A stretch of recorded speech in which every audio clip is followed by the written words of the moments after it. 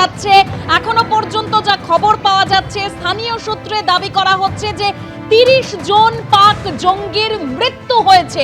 এটা স্থানীয় সূত্রে দাবি করা হচ্ছে। আপনাদেরকে আরো একবার জানিয়ে রাখবো, যেভাবে প্রত্যাঘাত করেছে ভারত, 9টি জঙ্গি ঘাঁটি একেবারে পাক অধিকৃত কাশ্মীরে ভেঙে গুড়িয়ে দেওয়া হয়েছে, সেখানে স্থানীয় সূত্রে যা খবর পাওয়া যাচ্ছে, অর্থাৎ এখনো পর্যন্ত যা খবর পাওয়া যাচ্ছে যে 30 জন পাক জঙ্গির মৃত্যু হয়েছে।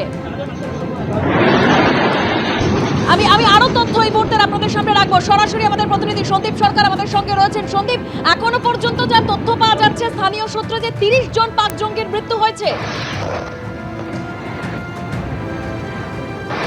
একদমই তাই। স্থানীয় সূত্রে যেটা আমরা জানতে পারছি যে কোটিলে, অর্থাৎ যেখানে হিজবুল মুজাহিদিনের ক্যাম্প ছিল, যে হিজবুল মুজাহিদিনের যে ইউনিটটা কোটিলে ছিল, তার নাম হচ্ছে মাস্কার রাহিল শহীদ। মাস্কার রাহিল শহীদ, এই হচ্ছে ইউনিটের নাম। হিজবুল মুজাহিদিনের ইউনিট, এটা কোটিলে রয়েছে, পাক অধিকৃত কাশ্মীরে রয়েছে। এই জায়গাতে 30 জন জঙ্গির মৃত্যু, সেরকমটাই স্থানীয় সূত্রে জানা যাচ্ছে। স্থানীয় বাসিন্দারা সেরকমটাই বলেছেন। ওই জায়গা থেকে যে খবর আমাদের কাছে এসে পৌঁছাচ্ছে তাতে জানা যাচ্ছে যে 30 জন জঙ্গির মৃত্যু হয়েছে। স্থানীয় সূত্রে সেরকমটাই পাওয়া যাচ্ছে কোটিল থেকে। আমরা জানি যে মোট 9 জায়গাতে হামলা চালানো হয়েছে ভারতীয় বায়ুসেনার তরফে, এবং সেই 9টি জায়গার মধ্যে যেমন মুরিদকেতে ছিল লস্করে তৈবার ক্যাম্প, জৈশে মোহাম্মদের ক্যাম্প ছিল ভাওয়ালপুরে, জৈশে মোহাম্মদের ক্যাম্প ছিল তেহরা কালানে, শিয়ালকোটে ছিল হিজবুল মুজাহিদিনের ক্যাম্প, এবং বার্নালাতে ছিল লস্করে তৈবার ক্যাম্প। কোটিলে, যেটা আমি একটু আগে বললাম, যেখানে 30 জনের মৃত্যু হয়েছে জঙ্গির বলে স্থানীয়রা বলছেন, সেটা ছিল জৈশে মোহাম্মদের ক্যাম্প। হিজবুল মুজাহিদিনের কোটিলে ক্যাম্প রয়েছে। সন্দীপ, তুমি যে তথ্য আমাদের সামনে রাখছো, অর্থাৎ এখনো পর্যন্ত যা তথ্য পাওয়া যাচ্ছে, কোটলিতে শুধুমাত্র 30 হিজবুল জঙ্গির একেবারে মৃত্যু হয়েছে। হিজবুল মুজাহিদিনের সেখানে ঘাঁটি ছিল, সে ঘাঁটি গুড়িয়ে দেওয়া হয়েছে, ভেঙে গুড়িয়ে দেওয়া হয়েছে, সেখানে 30 জনের মৃত্যু হয়েছে। আর কোন কোন জায়গা থেকে আর কি কি আপডেট পাচ্ছ সন্দীপ?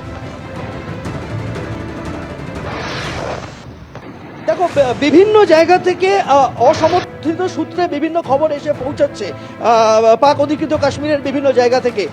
স্থানীয়রা এক কথা বলছেন, পাক প্রশাসন আরেক কথা বলছে, পাক সেনাবাহিনী আরেক কথা বলছে। পাক সেনাবাহিনী স্বাভাবিকভাবেই ক্ষয়ক্ষতির পরিমাণ অনেকটা কমিয়ে দেখানোর চেষ্টা করবেন, কারণ সেটাই স্বাভাবিক।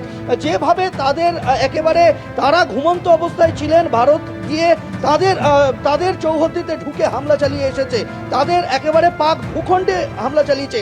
এর আগের বার আমরা দেখেছিলাম বালাকোট এয়ার স্ট্রাইক, সেটা পাক অধিকৃত কাশ্মীরে হয়েছিল, কিন্তু এবার যে হামলা হয়েছে সেটা পাক অধিকৃত কাশ্মীর এবং পাকিস্তানের ভূখণ্ডে ঢুকে কিন্তু ভারত এয়ার স্ট্রাইক করেছে।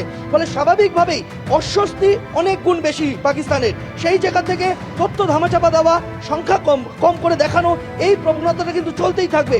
সেই জায়গায় দাঁড়িয়ে কোটলির থেকে যে স্থানীয় মানুষজনের বক্তব্য এসেছে, তাতে দেখা যাচ্ছে যে 30 জন জঙ্গির মৃত্যু হয়েছে, সেরকমটাই স্থানীয় সূত্রে বলা হচ্ছে।